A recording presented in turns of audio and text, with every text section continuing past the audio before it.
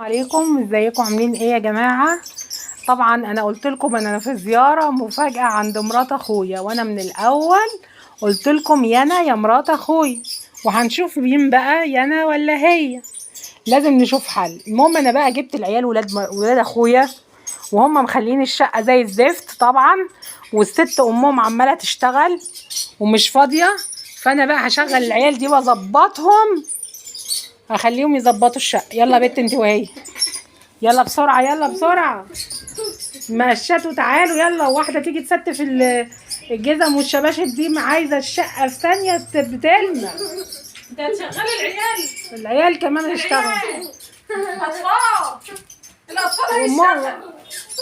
لازم اتفضلوا يلا بسرعة.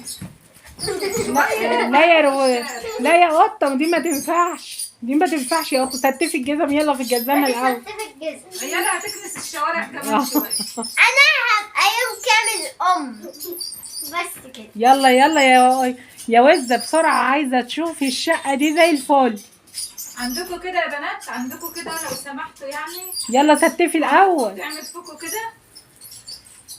ستفي الأول، يا رفاق ستفي على فكرة أنا لسه قاعدة. قطة ووزة مفيش ربنا. هتشيلني من الصالة كلها بكرة. امهم بقى مش فاضيه، قاعده بص طول النهار كده، عامله لي بقى هتطردني من الشقة الوقت. سيده اعمال التفريزات، وعماله تطور لي في بتنجان وكوسه وسايبه الشقه. انا بقى انا هخلي ولادها بقى ينظفوا الشقه. يلا يا بنتي انت وهي. شوفوا والنبي، شوفوا ايه اللي بيحصل. حد ينقذنا والنبي، حد ينقذنا. لازم شيلي يا ست قطه. انت يا ست قطه، شيلي الحاجه اللي تحت الكراسي دي، ما ينفعش الكلام ده. نضفي الذمه انت وهي. طفلة يا حاجة، والله طفلة ما تعرفش حاجة. طفلة لازم يتعلموا. لا مش هنتعلم. يلا قوري انت البتنجان انت كمان، ما نشوف يا انت في البيت ده يا ست خوخه. طب ينفع الكلام ده كده تشغلينا كده؟ يلا يا بت انت وهي، حضروا الغدا يلا. يلا بسرعه، عايزه نشاط. شوفي البنات الشاطرين الحلوين، هاتي المعالق يلا يا قطه. هيغدونا النهارده سمك عقبال عندكم.